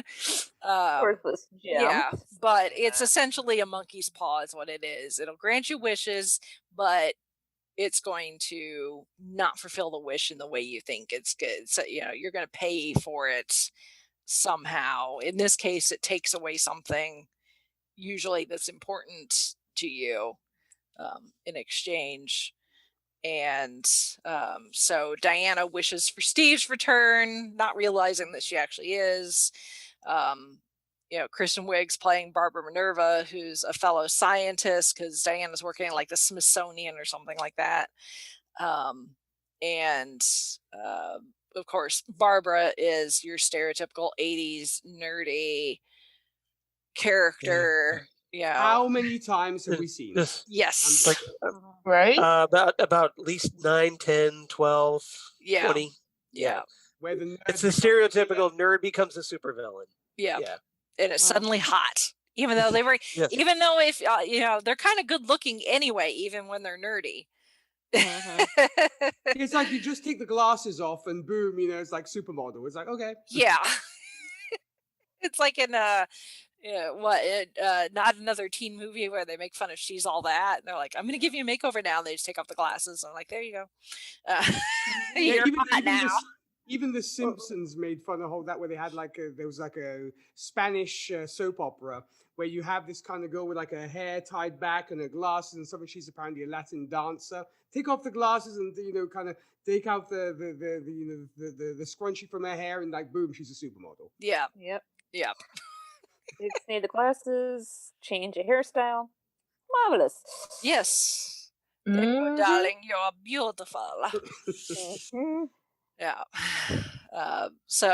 But she, in the process of everything, becomes Cheetah, because, of course, you can't have two women in a movie without one being jealous of the other, even though they could have been friends, and they look like they were going to be friends. Exactly. I was like, can we please not switch and have her become a bad gal? And it's like, great, we're going to go down this path. Yeah. It's like, what, Well, they're like sometimes friends in the comics. Yeah, they kind of were. Yeah, they kind of depending on the origin. Yeah. Yeah. And then you got Maxwell Lord, who is this he wants to be a successful businessman, but all he's not even successful at is running a Ponzi scheme. But in the process of getting his hands on this wishing stone, he becomes the wishing stone, which that I did not see coming. But in the process of giving everybody in the world their wishes, which apparently nobody on the planet anywhere other than Diana wishes for anything good. Everyone he grants a wish to is selfish and self-centered, and it wants nothing good for the world. And Diana's got to stop it.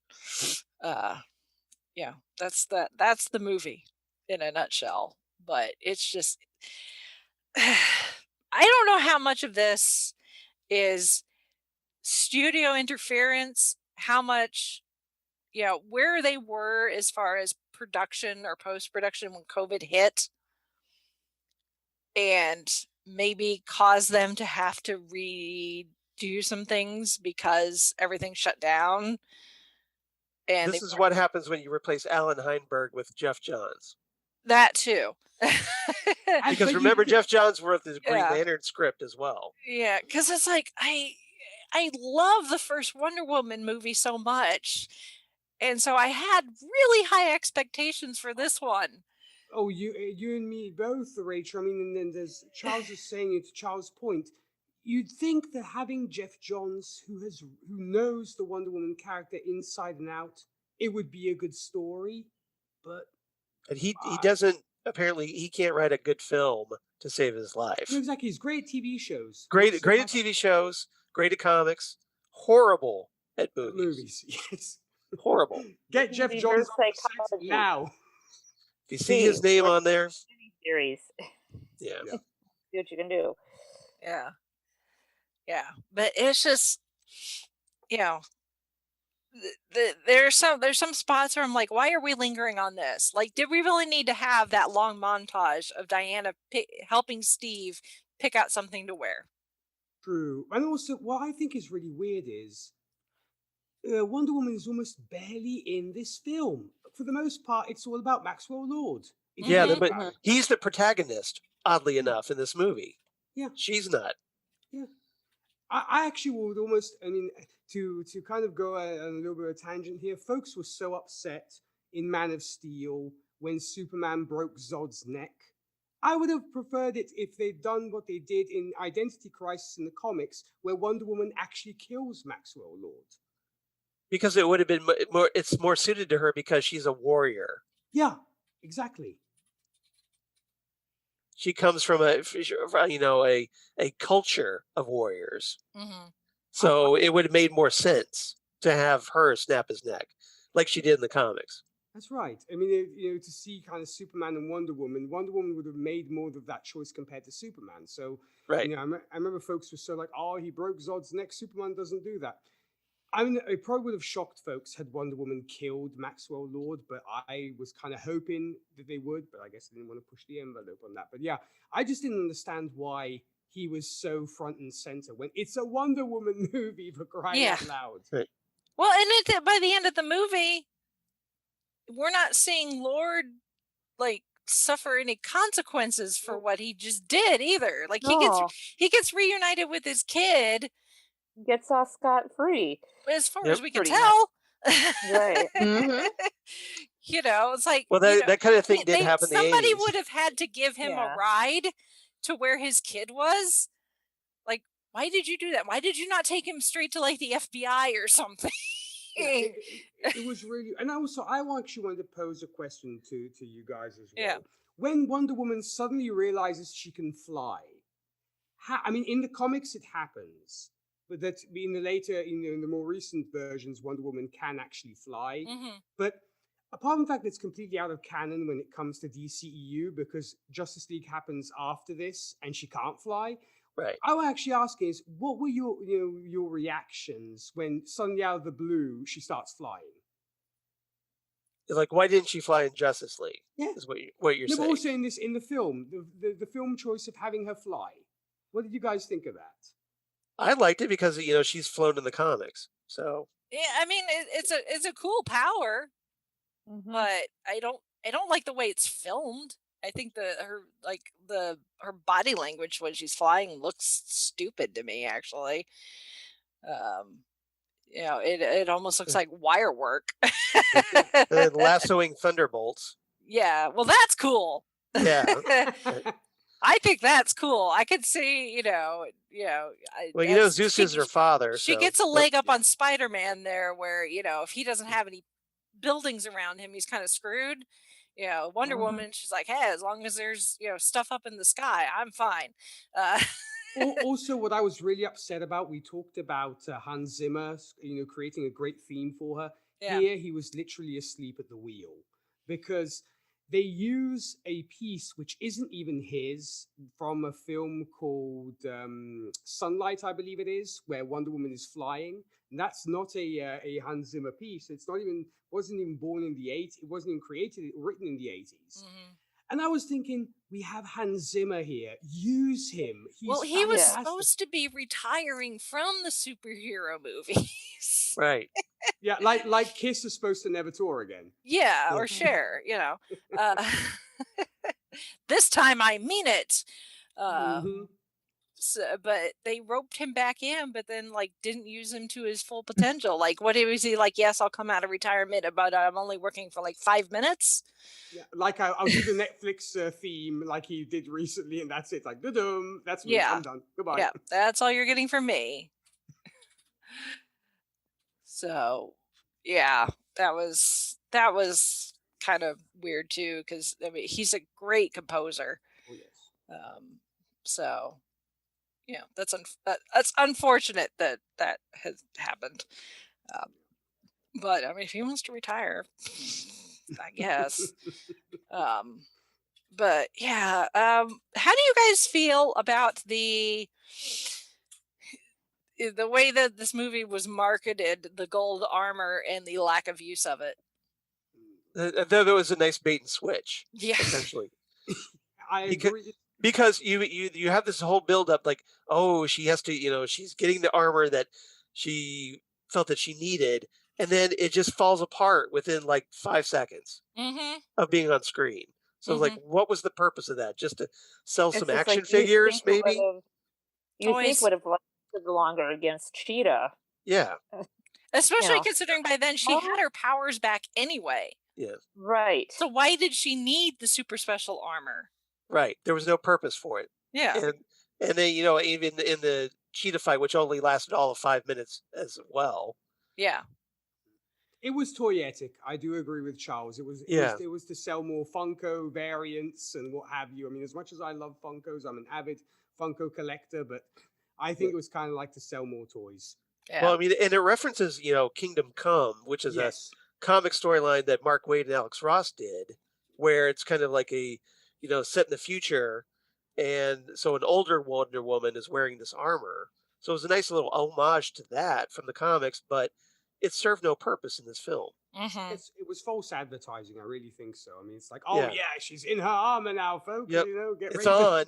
Nope, it's not. And the Cheetah design, I was really upset about. I have to say.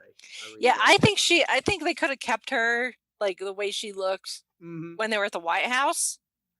And that would have been great. Just her wearing like, animal print, cheetah print clothing. And just like the really heavy eye makeup and everything, and just her hair being wild and crazy. And they could have left it at that. And I think that would have been that was a really good look, and it may or may not be on my cosplay list. Downfall to new things. But yeah, when she goes on full on, as she says, apex predator, it's like, why? Yeah. Well, that's also although from it's better comics. than it's a better look than Cats. Yeah. It's from the comics, but the CGI was so bad. Yeah. Really was. It was like, they probably the money was kind of sort of draining out by this point. Right. We spent it all on the armor, apparently. Yeah. Yeah, I was kind of really upset about that, but I mean, it's what can you do? I don't know. It was the character was just a little bit. We mentioned the whole fact of from kind of nerd to villain. It's such a trope, and I was really upset about that. I mean, it was. I don't know. It was just. Kristen Wiig did a good job with it. Oh yeah, He was fine. I had no qualms. No quibbles with her, but just just the script, the way the material that she had to work with. She did the best with what she had, but what she had wasn't enough, as far as I'm concerned. Agreed. But I think we should definitely though address the elephant in the room. Steve Trevor, why? Question mark. Yeah. Or why not better? Yeah. Or why not differently? Because it's like, this is the biggest issue I think that most people have with this movie is the return of Steve Trevor. Not just how they brought him back, but just why they brought him back. And the fact that, once we get past the young Diana flashback sequence on Themyscira, that we see what Diana was doing in the 80s, and she's just working. She's working and then eating alone. She hasn't seemed to made any friends at her job. She's very closed off. And, when she's at home, she's got like this like shrine built to Steve Trevor, with his watch and, the photos, of like the Trevor Ranch that, she founded or whatever, at some point. And, she's very closed off and just still mourning over this man that has been dead for 70 years. Right. I understand, if you have, an intense relationship, meaningful relationship with someone, and that relationship ends for whatever reason, there's always going to be a tiny, tiny, tiny part of you that's always going to have, a molecule that still cares for that person. Because, you can't just erase that completely, as human beings. But it's been 70 years, Diana. You would think after the first 20, maybe she would have gone on a date. Yeah. Mm-hmm. Yeah. Exactly. I mean, at this point, she's really like just she doesn't even make an effort. She can't, at least if she tried and be like, oh, this isn't working, I can't do it, at least she could say she tried. Right. I was kind of expecting, Hamlet from Shakespeare to pop in going, "Get thee to a nunnery," Yeah. kind of thing. Really. Apparently nobody she met in 70 years she had an interest in. Nothing, no connection. Yeah. And not even like a romantic, like she doesn't seem to be made any friends. I mean, granted, she's probably moved a bit because after a while people would be like, why aren't you aging? Right. Yeah. So she probably moves around a bit every couple of decades or so. But still, it's like, you've not made any friends other than Etta Candy, who is long gone by this point. It's like, surely, she could have at least made, some, oh crap, what's the phrase? I'm going to butcher it from Parks and Rec. What Ron considers Leslie, no, like proximity workplace associate or something like that. Yeah. Like, surely she could have, developed some of those relationships. But yeah, it's like, do you, therapy? Has she tried therapy? Although it probably wasn't really a thing. She's ever. Literally a loner. Literally. Yeah, she literally is alone at this point, and she's a hermit. Yeah, it's like, I kind of made the comparison when her first movie came out, her to Captain America: The First Avenger, because there are some parallels there that are eerily similar. Just the genders are switched. There's still a guy named Steve. Yep. But at least with Captain America, he was on ice. Yeah. For a lot of that time. Yes. So he couldn't process being separated from Peggy.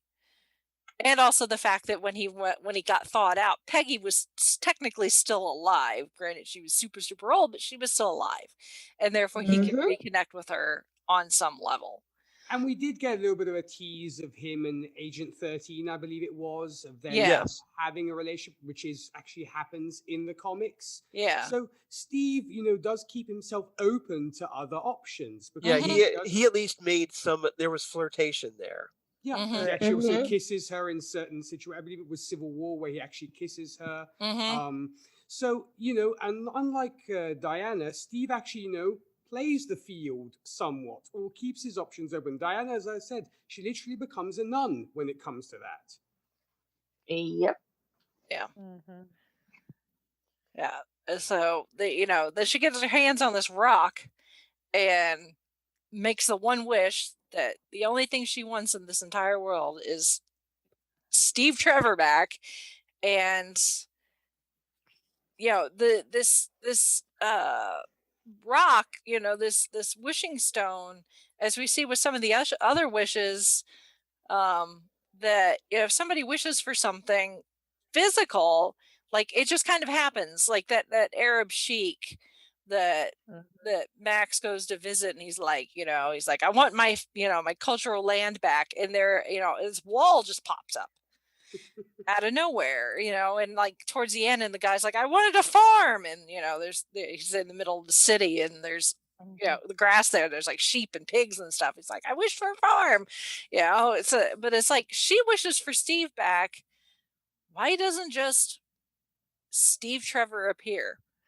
Why do we have to have this whole like quantum leap type thing? Right. Right. Yes. Right? Where In a really creepy way, because it's extremely creepy. that he's inside somebody else's body, so essentially he's taking somebody else's body out for a drive. Yeah. Yeah. That's the whole thing. A lot of people kind of go up in arms, is like it's almost like non-consensual, because the guy's like finding himself that he's his body's been borrowed. So yeah. It would make more sense, like you were saying, Rachel, of him just kind of appearing, just sort of a resurrection, if you will. Yeah, it's like if you can make sheeps in this guy's farm appear out of nowhere, and nuclear missiles taking off where there weren't nuclear missiles before, why can't you re-resurrect Steve Trevor in his body? I don't understand why they had to do this whole like body swap type thing for this guy, which is creepy in itself, especially when they go to the guy's apartment and Steve's like, yeah, I think he's an engineer or something, and they just leave it at that. Like, has this guy got a girlfriend? Has he got family? Where do they think he went to in the week or whatever that this is happening? That he didn't show up to work. And everybody sees his face. They don't see Steve's face. Yeah, the only person that sees him as Steve is Diana.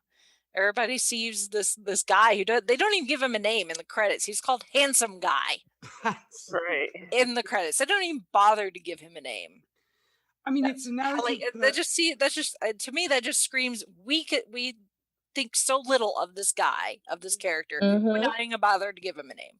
I mean, it really also kind of is lazy writing, because you think to yourself, if the narrative purpose is we want to depower Wonder Woman, just make her literally mortal, you can do it in a million and other ways. Right. Or if they did that, because almost at the end, it kind of made it seem that she might start a relationship with this handsome guy. So it would be nice to have a name that she might actually move on.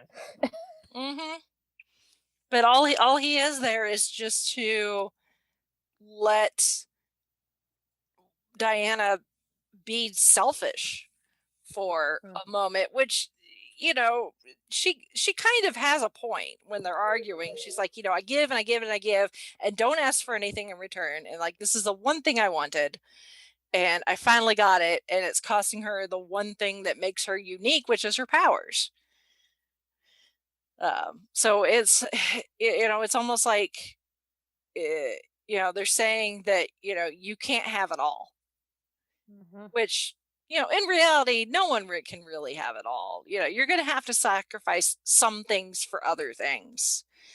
But it's a common trope of, especially with women, trying to show women characters try to have it all and something gets dropped in the process.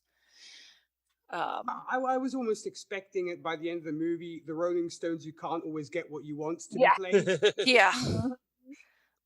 Something like that. But it's just, the way that Diana was treated as a woman character, let alone a superhero, to me was disappointing this go round, considering how much growth she went through in her first movie, being this sheltered person who has known nothing but living on this island and being thrust out into the real world and seeing the horrors of war and making friends that aren't fellow Amazonians, and not being the princess, with her mother being queen, making friends with, a quote unquote regular female, someone like Etta Candy and the other soldiers, and having that superhero movement at no moment during the No Man's Land sequence, and her learning when she has her showdown with Ares, even after destroying him, the war still rages on, and learning that people suck. People can suck. But, you can do what you can, but at the end of the day, people still have free will and they're going to do what they want. And that's something that she has to learn to live with. And then we get this story, and it's, again, people suck. But this time, because of her fancy rope that apparently does not just compel people to tell the truth, but can also be used as like a USB cord or something. I don't know. It's like Batman's shark repellent. It does everything. Yeah. Utility belt. Yeah. Yeah. That she gets she learned this hard lesson the first time. We're seeing that lesson again with all these people wishing, for ridiculous things, like I wish to be famous, but not realizing what comes with that, the guy, the two Irish people fighting with each other, and the guy's like, I wish you were dead, and the woman just like plops over with a heart attack, or the president, wishing for more, more nukes, more power, that sort of thing. But this time, instead, they didn't have Reagan in 1984, apparently. Yeah. It's a completely different president. Yeah. Funnily enough, though, the guy playing the president, who does not get a name in this, is the same guy that plays Richard Nixon in Doctor Who. That's what I was like. But yeah, to your point, Rachel, one thing asks oneself, what does Diana learn by the end of this film? That you can't always get what you want, literally. You can't, but she gets an opportunity to tell the entire world that it's like, yeah, you can't always get what you want, but it's okay, and then that makes everybody happy. Yeah. And the world stops destroying itself. Yeah. Because the first one had a great, moral to it, and as I said, it added to the character's growth. Here, by the end of the movie, Diana's pretty much where she started at, because she doesn't have Steve. So I wonder whether when the third film rolls around, where she's still going to be boo-hooing over Steve again. I don't know. Hopefully not. But I mean, I guess maybe there is some resolution to that. But I don't really think the character has learned much by the end of the film. Yeah. Yeah. And it's frustrating. Yeah. It's frustrating and disappointing to see. And then you throw in the whole consent thing too with the Steve Trevor character, right. Which I did not think of it when I was watching it, but yeah, when I started seeing people's comments and reading articles and stuff about it, and of course, it's uber creepy. It is uber creepy. Even if they didn't sleep together. But they did. Which they did. Even this guy, we have to assume that this guy probably was not conscious of what was going on. That the persona of Steve had full control. So this guy isn't likely to remember anything, especially since everybody renounced their wishes. So it was one giant reset button. But still, this guy lost at least a couple of days of his life where he's going to be like, where did I go? And people are going to be like, dude, why weren't you at work? And, where did these scratches come from? Because they took the body all the way to the Middle East.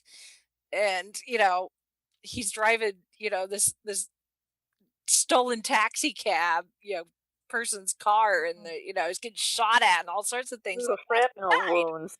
Yeah. It's like, what, even if if the person didn't get killed, you run the risk of serious injury. And then the fight at the White House, with, the stuff exploding and all over the place, it's going to get scrapes and scratches and, Yeah, what if Steve would have died in that guy's body? Yeah. Yeah. Yeah. And then on top of that, they sleep together. which, as far as Steve and Diana are concerned, that was consensual, but that's not Steve's body. So, which colors somewhat my view now when I think of the TV series Quantum Leap. Like, because now you're like, is that Sam or is that Sam Aura? Or, it's kind of the same thing. It's like the whole body swap thing. And some people have tried to, be like, no, it's like Freaky Friday or, Big or something like that. And I'm like, well, in Big, doesn't Tom Hanks's character have sex and technically he's 12? Yeah. Yep. People don't think about that. Yeah. Yes. Yeah. So also, I think the big problem was having the two villains. This could have been easily two movies. Yeah. Yeah. It should have been Cheetah or Maxwell Lord, not both. Because it's like, she didn't do anything for Maxwell Lord other than she tagged along and delayed Diana a little getting into the satellite system. But other than that, it's not like the two really worked together as like two evil villains teaming up to stop the good guy. I mean, when Barbara made her wish, I mean, she didn't even know exactly what she was wishing for. All she knew was Diana Prince, this gal who works at the same museum of her, who's tall and beautiful and exotic and seemingly popular. And that's what she wanted. She didn't realize that she was actually wishing to become like someone who's an actual superhero, Right. and has superpowers. So It's again, always be careful very what you wish for. It's always very hard to balance, two villains. I mean, the few times I've actually seen it done well, and I have to admit is Doctor Strange, where you got Mordo and Caecilius. Though that was done well because the main villain is Caecilius and you have Mordo kind of in the shadows doing his thing. And that almost makes sense. But here I think it was just too many villains at once. They're like, okay, we'll give you, it's a sequel, double villains, which has never worked. Actually, 3 villains if you count Dormammu. True. Oh, yeah, exactly. In Doctor Strange, actually have 3 villains. Yeah. That's true. Yeah. So, yeah. It's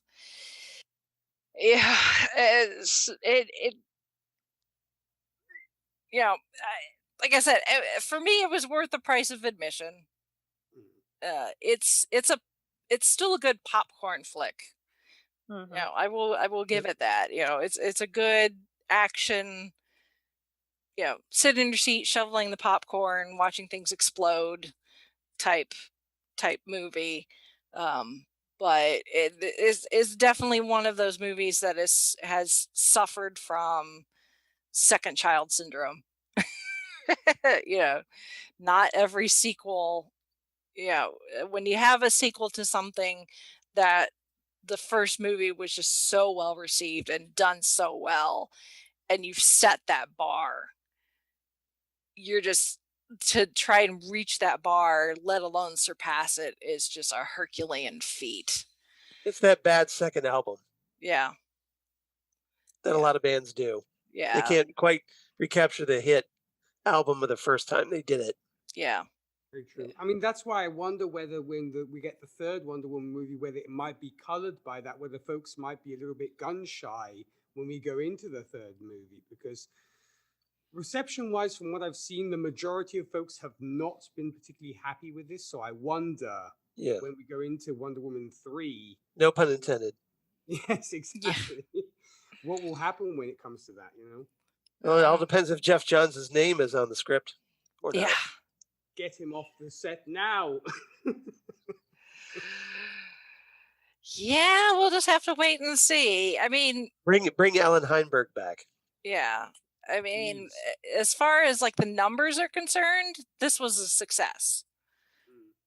As far as box office concerned, HBO Max was very happy with the streaming numbers.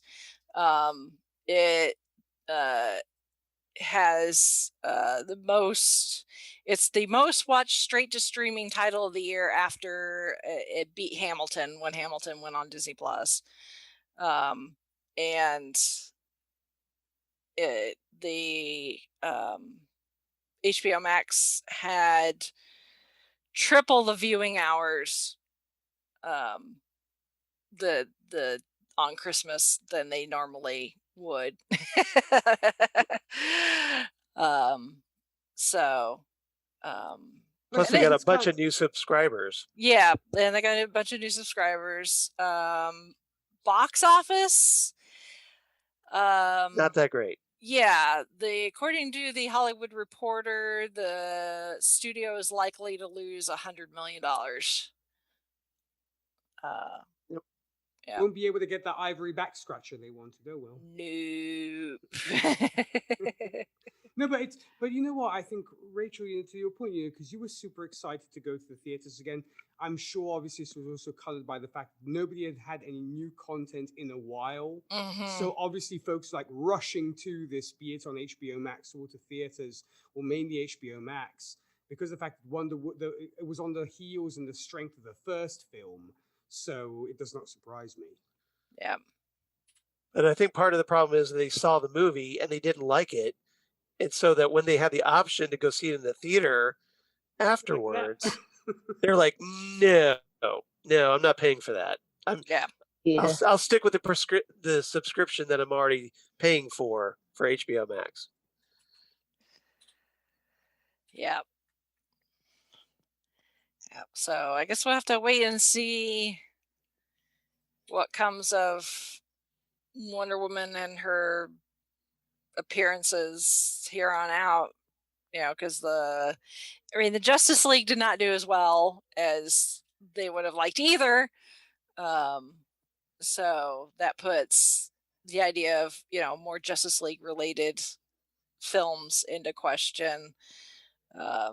Supposedly there's supposed to be a third Wonder Woman movie. There's also supposed to be a spinoff, according to Patty Jenkins. As of 2019, she had planned for a spinoff with the Amazons of Themyscira. But we'll see if that actually happens. So, but yeah, and supposedly she and Jeff Johns have been working on the script for the third movie. So, yeah, I'm actually also curious to see how they'll explain away the fact that she can fly. I really do. Seeing as once again Justice League happened after this, because the MCU have had their things here and there, but all in all, they've kept it very tight when it comes to canon stuff and things that happened before, etc. But here, I'm really curious to see how they're going to explain away the fact that she didn't fly in Justice League. Yeah. Well, I'm sure they'll figure something out. She just did all off camera. Yeah. Memory wipe. They wiped the fact that she knew how to fly. Yeah. How did you get here? When I flew, so at some point. Yeah. Trust me. Yeah. It's like, just give her the actual invisible jet and just call it a day. We did kind of get that. Got a nice homage to that. Yeah. Yeah, kind of, sort of, but not really. It's not quite the same. It was a jet that was invisible, so that counts. Yeah. So, all right. Any more thoughts? Now that we've dissected. What did everybody think of the cameo at the end? Oh, yes, we got to talk about the Linda Carter cameo. Yep. Yes. Yep. I mean, I was happy with that. I mean, I was hoping she'd get a little bit more. I mean, I was expecting that eventually Linda Carter would crop up in some form or shape. Mm-hmm. I guess maybe she has a bigger role to play in the potential third film, but it was cool. It was cool, but and then folks have kind of left the theater, have turned it off. I guess now in this era of you have to keep you watch the credits because you might get something special. But it was a nice nod. At least I feel. Mm-hmm. I enjoyed it. Yeah. Yep, I did too. I was like, oh, yay. I know that face. I was gonna say, with my limited knowledge of DC, I recognize that. I recognize her. Well, she still looks really good for her age. Yeah, she does. That doesn't hurt. Nope. And we had gotten to enjoy her already as the president in Supergirl as well. Yes. So she looked great in that too. Yes. That too. So. Anything else? All I can basically say is I will, when this movie comes out on Blu-ray, I will pick it up because I'm a completist, so I have to have every single superhero movie on Blu-ray, no matter how bad it is. Yeah, I don't know how many times exactly, Charles. I don't know how many times I'm gonna actually watch this. I mean, I do own Spawn on DVD, so I can't not buy Wonder Woman 84. So and then heck, eventually, I guess somebody's gonna eventually want to discuss this when it comes to Happiness and Darkness. So I definitely want to have it on Blu-ray for sure. Yeah. Well, speaking of Happiness and Darkness, good segue. Yes, thank you for that opening there. You guys, I'll let you all figure out how to plug your stuff, considering how much overlap there is. Okay. Nick, why don't you go first? Alrighty. Well, as you know, as we mentioned, Happiness and Darkness. First off, to go on a musical tangent, for all you country music lovers out there, if country is your speed, I do host the Whiskey and Cigarettes show, where we play traditional country, today's country, and everything else in between. For more info about that and where to tune in, you can visit our website. That's whiskeyandcigarettesshow.com. Podcast-wise, I do also host the aforementioned Happiness and Darkness, the superhero movie podcast, where we discuss all superhero movies from Marvel, DC, Dark Horse, Image, and more. And everybody on this panel has been a guest, and I'm super happy to have unlocked that achievement. So I'm really happy to have that.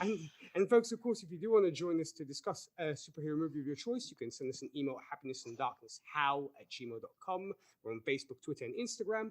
Also, Gold Standard, the Oscars movie podcast, where, of course, with the wonderful Rachel Friend and Zan Sprouse, we're discussing all the movies that won the Oscar for Best Picture from 1927's Wings to the present day. If you'd like to join us for that and discuss your favorite Best Picture winner, you can send us an email at goldstandardoscars@gmail.com. We're also on Facebook and the Twitter machine. And what about you, Charles? Well, Nick, as for me, you can find me on the aforementioned Phantom Zone podcast that I do with Nick and Jesse Jackson, where we're, like you said, we're talking WandaVision right now, and we're having a ball with that. That's been really good. And then Next Stop Everywhere, the Doctor Who podcast, where just about everybody that's here has been on at one time or another. And Rachel Friend will be appearing for the next month on Next Stop Everywhere as we discuss the trial of the Time Lord. So that's gonna be a lot of fun. I just recently finished my rewatch of The Mysterious Planet, the first serial from season 23 of classic Doctor Who, and that's going to be a very interesting discussion, I think. So definitely looking forward to that. And we'll also have Holly on in the near future. So be warned, Holly, you're coming back to Next Stop Everywhere, whether you like it or not. What you did there. And of course, we have Nick, of course, joining us as well. So I guess we need Brittany, right? So yes. All right, there we go. So and then also Ghost with the Twin Peaks podcast I do with Zan Sprouse, where we talk all things Twin Peaks, David Lynch, etc., and have a ball. We just talked Wild at Heart, the movie starring Nicolas Cage, and Laura Dern, and they had a ball with that. And we're going to be discussing Lost Highway, another David Lynch film. So I hope everybody tunes in. And then last but certainly not least, Drunk Cinema, where Zan Sprouse and we have adult beverages and adult conversation with a wonderful intro by a certain DJ Nick in every episode. And just to have a ball watching movies and doing our little pseudo Mystery Science Theater style commentary as we watch movies. Just finished up watching The Adventures of Buckaroo Banzai, Across the Eighth Dimension, and then coming up in our next episode, we're going to be discussing, which has now turned into sadly a tribute episode for the late Cloris Leachman as we discuss Young Frankenstein. It's Frankenstein! AKA Young Frankenstein, yes. Look here. What lump? Yeah. So that's going to be a lot of fun, and I hope everybody checks that out. Cool. And of course, we will put links to all of those in the show notes, and It just reminds me I really should probably update our Friends of the Podcast page on our website with the gold standard and stuff. So, because I don't think I've done that since we started that show. Have your work cut out for you. I do. And of course, the Five-ish Fangirls, as you're listening to us, you can find us on said website, the5ishfangirls.com. From there, you can find links to all of our social media platform appearances, Facebook, Instagram, Twitter, our YouTube, where you can listen to the show, check out videos from events, and listen to our D&D adventures. So I'm working my way through all of the audio of that. Also, you can find links to the book club on Goodreads. So if you want to join in our Doctor Who extended media related discussions, you could do that there. If you would like to financially support us, we have links to Patreon, Ko-fi, our Redbubble merch shop, which I need to get back to updating as well. I've got so much on my list. Happy birthday to me coming up. Our Amazon affiliate and our affiliate link with Audible. I think I got all those. Yeah. Everything can be found on the website, the5ishfangirls.com. And of course, if you're listening to this, then you've probably figured out where to find us podcast wise, but we are on pretty much every podcasting platform out there, including Apple Podcasts, Google Play, Spotify, iHeartRadio, all the main ones. Pretty much anywhere that can use an RSS feed, you can find us. So all right, well, this has been a lot of fun. Thank you, gentlemen, for joining us and giving a male perspective on Wonder Woman. It's quite interesting considering, she's considered such a feminist icon, yet she was created by a guy. But, and of course, some of that I'm sure was colored by his perspective, but, and then Marston's story in itself is interesting as well. And, the whole idea of, consent and everything from the male perspective because of the controversy on this movie. I wanted to get some perspective from someone who identifies as male. Well, thank you. We really appreciate you inviting us from Man's World. Yeah. As they like to say in the Wonder Woman comics. So yeah, definitely appreciate you letting us on. Touch the hallowed Themysciran ground. Yeah.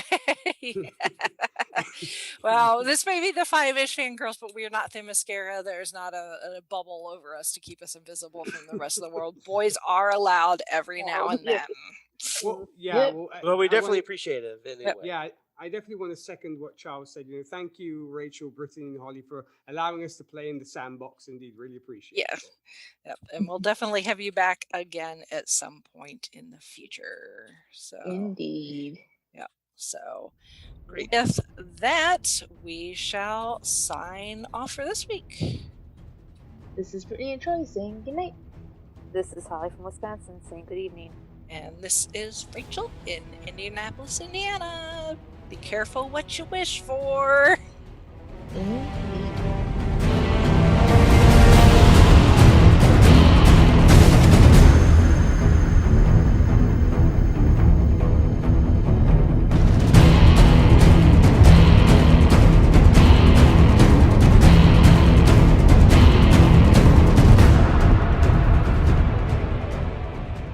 You have been listening to the Five-ish Fangirls podcast.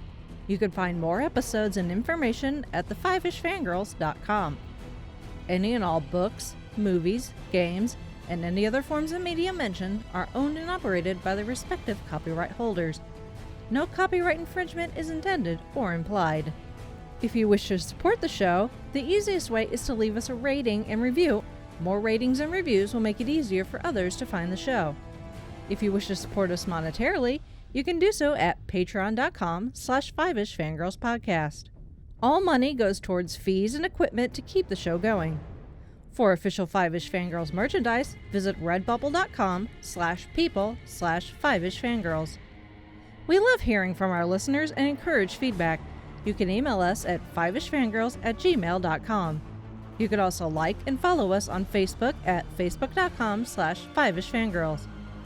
Thank you so much for listening, and may the squee be with